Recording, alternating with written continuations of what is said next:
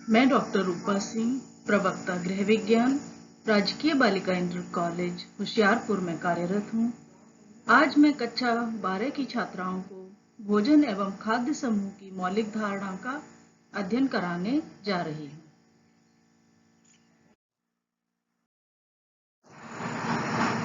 पिछले पीपीटी में मैं आपको समझा चुकी हूँ कि भोजन क्या होता है, लेकिन फिर से एक बार हम लोग इसको डिस्कस करेंगे। कोई भी खाने योग्य चीज जो हमें अपनी भूख मिटाने और विकास की पूर्ति के लिए या ऊर्जा और अन्य पोषक तत्वों की पूर्ति के लिए खाते हैं, वो भोजन होता है। और भोजन क्यों करते हैं, या दूसरे शब्दों में कह सकते हैं उसके कार्य क्या होते हैं। भोजन मुख्यतः 3 प्रमुख उद्देश्य के लिए किया जाता है: बल प्रदान करने के लिए, या शरीर को ऊर्जा देने के लिए, या ताकत देने के लिए। दूसरा बढ़त के लिए, तीसरा बचाव के लिए। बल प्रदान करने वाले जो भोज्य पदार्थ होते हैं या भोज्य तत्व होते हैं, उनको हम लोग ऊर्जा देने वाले भोज्य पदार्थ कहते हैं। इसके अंतर्गत अनाज, वसा, मीठा, दालें, ये भोज्य पदार्थ आते हैं। दूसरे भोज्य पदार्थ होते हैं शरीर की वृद्धि के लिए, बढ़त के लिए या विकास के लिए। इसके अंतर्गत हमारे दालें, पशु से प्राप्त भोजन जैसे दूध, पनीर, खोया आदि, मीट एवं अन्य पदार्थ, अंडा आते हैं। या इनको दूसरे शब्दों में कह सकते हैं वो भोज्य पदार्थ जिनमें प्रोटीन अधिक मात्रा में होती है।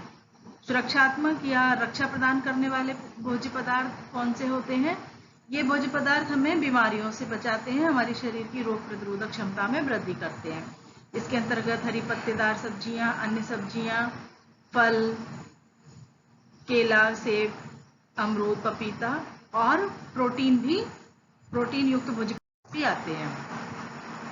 अब हम लोग डिस्कस करेंगे कि खाद्य समूह क्या है, या ऊर्जा देने वाले, बढ़त देने वाले, सुरक्षा प्रदान करने वाले भोज्य पदार्थ क्या होते हैं।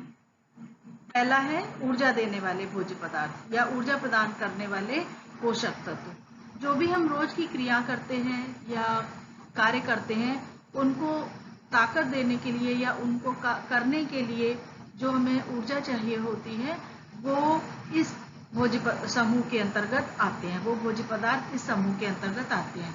उसमें प्रमुख रूप से अनाज, जैसे जो हम लोगों ने पहले भी पढ़ा, अनाज के अंतर्गत गेहूं, जौ, बाजरा, मक्का, रोटी, चावल, नूडल्स, सेवइयां आदि आते हैं। बिस्किट है, सारे इसके अंतर्गत आते हैं। दूसरा प्रमुख पोषक तत्व होता है वसा, जैसे घी, मक्खन, मलाई, तेल।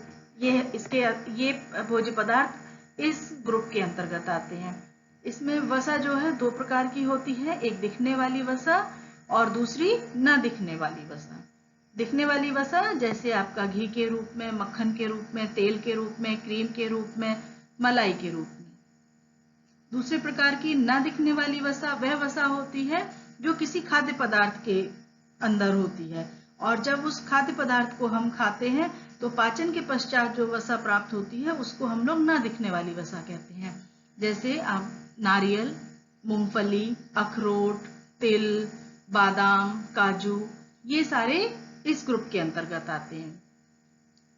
ऊर्जा देने वाले भोज्य पदार्थ के अंतर्गत शक्कर भी आती है। शक्कर में शहद, कोई भी भोज्य पदार्थ जो मीठे होते हैं और हमें मिठास का अनुभव कराते हैं, उनको हम लोग इस ग्रुप के अंतर्गत रखते हैं। इनकी एक विशेषता होती है, ये हमें बहुत अधिक ऊर्जा प्रदान करते हैं। कोई भी कार्य करने के लिए इनसे हमें अधिक मात्रा में ऊर्जा प्राप्त होती है, जैसे चीनी, गुड़, शहद, आदि भोज्य पदार्थ। दूसरे प्रकार का भोजन का कार्य होता है शरीर की वृद्धि एवं विकास करना। शरीर की वृद्धि विकास करना, जो भी शरीर में टूट फूट हो रही है उसकी मरम्मत करना।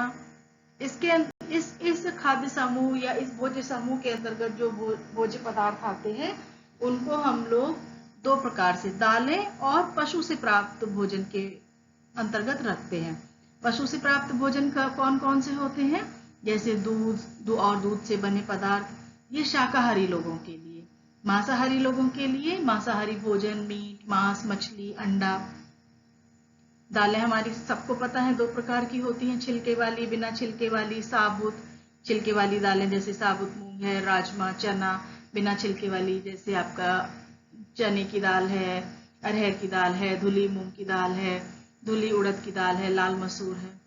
दूसरे प्रकार के दूसरे प्रकार के शरीर वर्धक भोज्य पदार्थ होते हैं दूध और उससे बने पदार्थ। ये सब आप सब